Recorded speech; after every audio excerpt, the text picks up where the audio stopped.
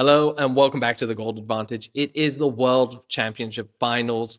We have our two finalists. It is bittersweet because unfortunately this also means that we are about to enter into the off season. I'm your host Nikita. With me is Big Money Blizz. How are you doing, man? I think you summed it up perfectly. Bittersweet. It is, you know, I'm so happy we're here.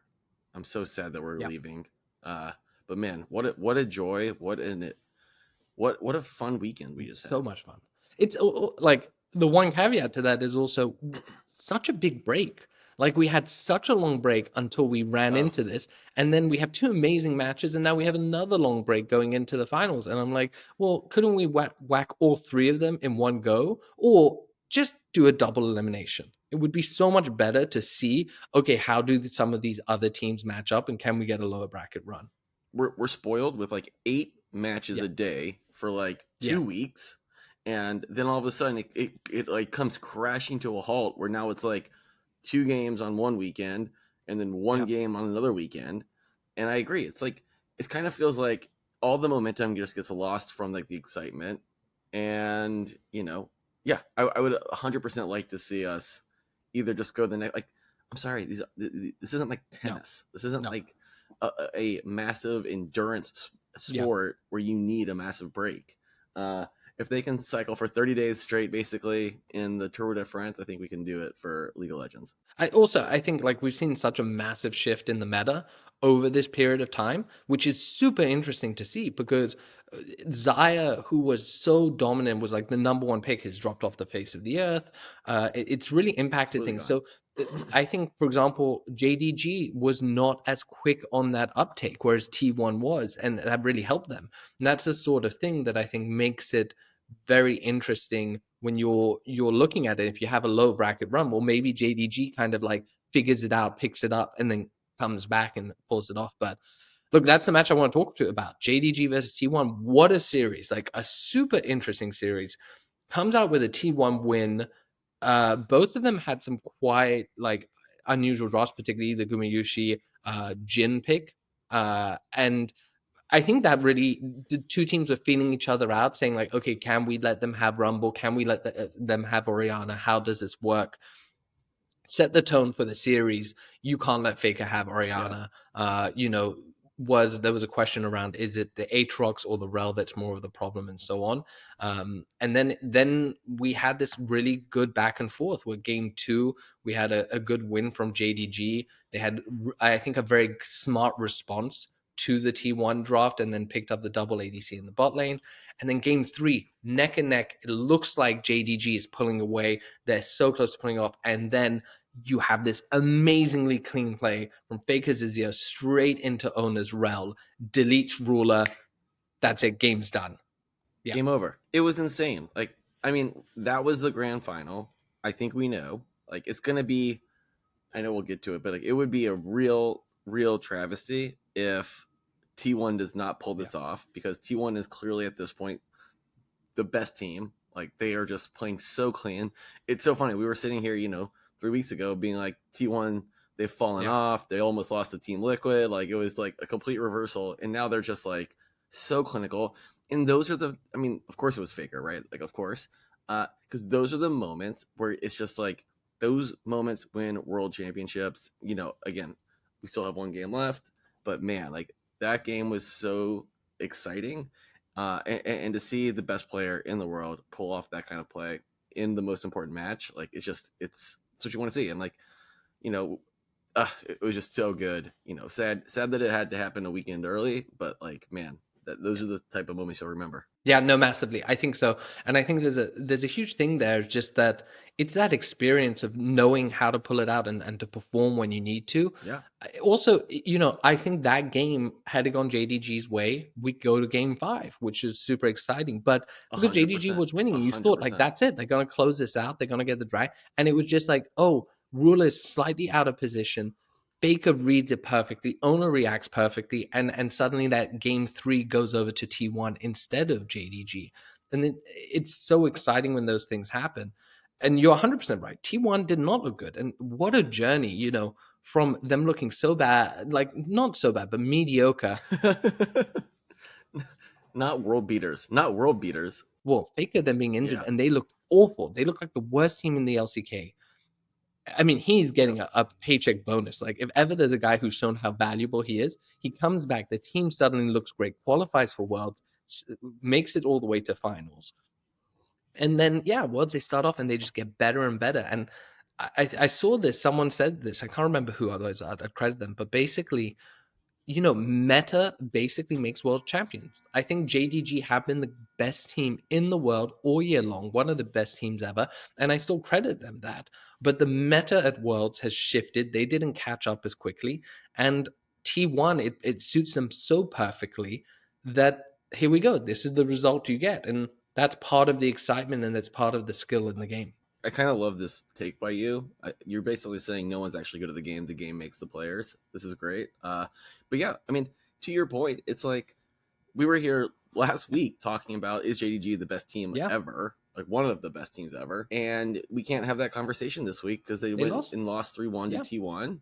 And so, it's as fickle as that. To your point, the meta kind of like shifted on them in just a way where it hurt their champion picks and like it hurt the way that they kind of did their team fighting. But at the end of the day, man, like this T1 team, I could be more excited for them. Couldn't be more excited for Faker. I've seen some like tweets and stuff, MVP of Worlds like 2054, and it's like a picture of an old Faker, right? Like it's just like it's so good. Clearly they're feeling it, and like that meta shift was exactly Yeah. what was needed. And this is a team that I would be, extremely surprised if they lose in this final.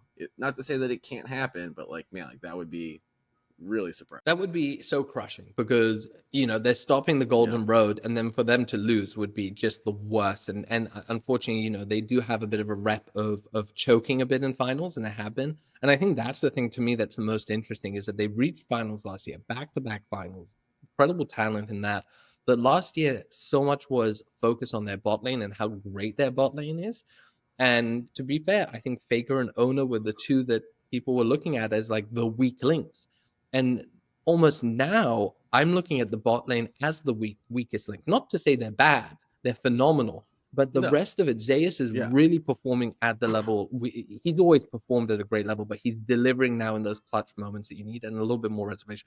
Oner is having the tournament of his life, and Faker looks 5 years younger and is just playing so incredibly well. he went back in a time machine. He went back in a time machine. Yeah, it's incredible. It's And I think crazy. they just this meta has shifted in such a way that's so good for them because Guma and Keria were the double ADC bot lane. They ran that, they brought it up. It's so good. I think the only thing to shout out is, Kanavi's Belveth pick, that and Kanavi's like inting in the finals. Like that was a sleeper agent Kanavi was activated there. Definitely. A lot Yeah, of susness in game four, which was a real shame to go out on. I think the other match we have to touch 100%. on is obviously BLG Weibo, and we talked about it. It's Weibo's coin flippiness, but they pulled it off again. And credit where credit is due. Pulled it off again. Again, another player that looks 5 years younger is TheShy. This is the best he's looked in like 4 years or something like that. And Xiaohu is he's finally reached the world finals. This is, I think, without a doubt, people would say the best Chinese player ever. He's won MSI, he was won the LPL. He's actually won MSI in two different roles, which is incredible, performing at the very top. And now he has a chance to win it all, and it puts him in the conversation of greatest players of all time for League of Legends, and such an exciting way to see them pull it off. That being said, those matches weren't as clean. I didn't feel like they were playing as high at a level as No, JDG and Weibo. It of seemed a course, but lot like, shakier. but we know that, right? Like that is their game plan. Their game plan is to come in, and it's like it's not as clean because of that. They have some of that like variability in them that can either result in a win, like a very fast win, or also like Yeah. kind of at any moment having the opportunity to throw. And to that point, like it's funny because we sit here every year and we talk about how Gen.G is, massive chokers, and the reason is because they don't have the creativity, right? They're very Yeah. clean, they're very tactical, like they're very structured and rigid in how they perform, but like it Hmm. proves success time and time. It's very Yeah. repeatable. Invert that, and like to a degree, like I'm a little nervous for T1 because of the same thing. Like now, Faker obviously has the creativity, but like T1 kind of also has that like rigid structure. Like now, of course, they're like world class in team fighting, Yeah. but like I do wonder if like Weibo's a little bit of like anarchy or kind of like hectic play style actually might favor them and allow for, you know, not T1 not to feel comfortable, right? And like I think at the end of Yeah, the day, like if you can knock them off just a little bit, that's where you get some of this opportunity. And like yeah. we'll get to the betting odds, but like I think I'd be foolish not to at least put some money on this Weibo team. Yeah, look, I think there's two things. Is that BLG has had an incredible year, regular season, and they only really fell to JDG, who was so dominant, and then one time to LNG. Yep. The thing that people And were saying is T1. that in a weird way, Weibo has a higher ceiling. Like their floors seemed to be Yeah, lower, totally. but their ceiling was higher. Yep. And it felt like if BLG made it through and faced off against JDG, it's like, well, we know what's going to happen. Whereas with Weibo, there's this element of like, well, actually, if you get the players on the right day and at their peak, you could have a team that just intuitively beats the other side, and that is concerning. I think the other thing that stresses me out a little bit is that we have seen T1 look phenomenal, and then they reach the finals and they get sloppy. We saw this at Worlds, we saw this in the LCK playoffs. There are times where Zeus, there's almost like too much pressure on him and he starts to make mistakes, or the team just kind of drafts weirdly. I think last year, World's Game 4, it was a weird draft. It seemed like an arrogant draft, and they lost that, and then suddenly they lost the Game 5. And these are the things that Yep. I do, you know, it's almost like you can never count T1 out to make semis and finals. They will always do it just because somehow they pull it out. But then you kind of they've got this little rep where I'm like, oh, but can they close it out? Can they close it out? That's the question. Which is that's my concern there. You mentioned the odds. I think like let's jump in. It's like 3.63 on Weibo and 1.29 on T1. What are you thinking? So much value. I mean, it's so funny. I'm like, you know, as I'm reminding myself who beat who to get to where they are, right? This is a Weibo team that freaking beat NRG, Mad Lions, and Fanatics to get out of the groups or to get out of Yeah, the Swiss stage. Like nothing impressive. Then they beat NRG again, right? yeah. To get it to play BLG. Now, granted, they beat BLG, so like that is like a reputable win. Best of five. But the It's like only man, but this one. T1 team is like had I know it's like one, and this T1 team has had to go through JDG. You know, they are beating everybody that they have to. So you asked me where my head's at from a betting perspective. Yeah, Look, Weibo at 3.67 to be that big of an underdog in the finals is insane. You have to put it next. You just have to. yeah. Like it just makes no sense. I Sure. really love the over 4.5 again. We hit on the over 4.5 last round. Honestly, probably should have hit on it also against T1 JDG for all the things we've mentioned, this Weibo team is scrappy. They are resilient. Mm-hmm. I love over 4.5 at 3.14. That is the best odds Okay. I've seen on over 4.5 in a very long time. Um, I do think at the end of the day, it'll probably be a T1 minus 1.5. I think they win 3-1.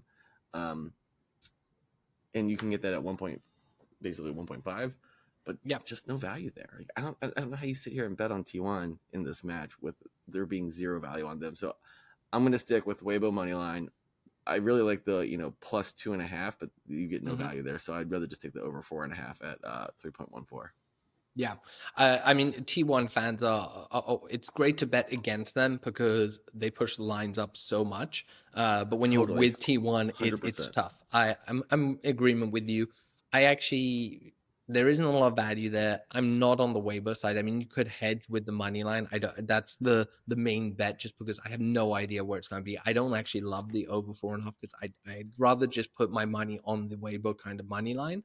I actually really like the minus 2.5 for T1 at 3.07. I could see this being just a You think 3-0 so? sweep. I think it could be. I think it could be a Wow, 3-0 sweep. that'd be such a lame way for the grand finals to end. Yeah, it would be a disappointing. I think the Yeah. matches could be closer.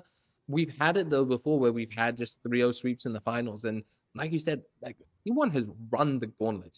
I mean, they've taken out every single LPL team, by the way. LNG, they beat LG, LNG, JDG, and now LNG 3-0. LNG 3-0. exactly. That's my point. And I mean, look, maybe Weibo really is showing up, and like it's Yeah. two of their players are having the tournament of their lives. So I'm with you on that. But I look on the flip side and I'm like, all of T1 is having the tournament of their life. The meta suits them and all of this. So I like the -2.5 at 3.07, -1.5 at a 1.495. I'm sure if you shop around, you might be able to get at 1.5. I think that's a fairly safe bet. But what I really like is -6.5 kill handicap on T1 at a 1.91. I think that's a really good bet. You can just take -6.5. That's a fairly, reasonable line. You could even go down to -5.5 or 1.75 if you want, but I think 6.5 is fine. Take that whenever you think T1 has a strong draft and go for that. That's where you make your money there. I'm trying to find the exact score line for 3-1. Yeah, 2.87. 2.87. Yeah, I almost wouldn't mind doing the -2.5 and getting those odds and then grabbing the 3-1 money line instead of the -1.5. I think that's just a better one. And then you take individual map lines on T1 to kind of make your money, I thinking. wonder. I'm not. I'm not smart enough from a math perspective, but Yeah. the plus 4.5 is at 3.01. You can Yeah. get T1 3.32 at Hmm. 7.57, and you can get Hmm. Weibo 3.2 at 9.22. I wonder if I'd have to do an Excel spreadsheet, but I wonder if the math works out that you're better off just taking both of those instead of taking the plus. I think The it would plus, yeah. be. I think there is probably a way of looking into that, but that's what I think I'm going for. Look, I have this feeling that T1 this is T1's year, and especially after last year and all the doubt that's been being flung at Faker on Yeah, his legacy. He's a yeah. washed up play, like he's good, but he's not what as great he is. Even his biggest haters are saying like shit, he's playing super well. T1 is playing really well. So I just It's feel like it's crazy. all coming together. And particularly with the meta, like who would have thought double AD carry would come back, but it come back just at the right time. And I think this is the It's kind perfect of a time bummer. to kind of bring a little message from our boy Scoot, the number one Yeah, resident T1 fan. I was gonna do the same thing. He literally is T1. He's T number one. He is. He is. He's like winning and losing is more on T1 than it is on Weibo. He expects dominance though, considering the level they're playing at. He says he's incredibly sad Yeah, not to be able to join us, but he's so hyped to see this form, and I'm totally with him. I think this is unfortunately the trend that we're talking about. We've seen T1 basically lose series that they should have been winning. They yeah, come in the right way. I think they're gonna win it. totally. But one more thing I want to say, and I don't think Scoot remembers this, but I do. Last year, when we were talking about Worlds, and we can go back and find this, I have this. Scoot said DRX is winning it this year. T1's year is next year. He called that at last year's Worlds. He said DRX is going to win this Worlds, and next year T1 is going to win it. And then T1 started to go terribly. I think you have to find that. It's wild, but he did, and I've got to find it. I've got to clip it. And by the way, that caps off. He had an incredible year last year, predicting the winners. He predicted EG. He Oh, that's true. predicted Mad Lions. He was like on fire. So he finished off the year No, by he didn't. predicting this world's winner. Well, sadly, Incredible. said he's not able to join. All right, guys. All right. Thank you for tuning in. Last episode of Worlds. It has been a pleasure, and we hope you made lots of money, enjoy the games, and join the Discord. See ya. Toodaloo.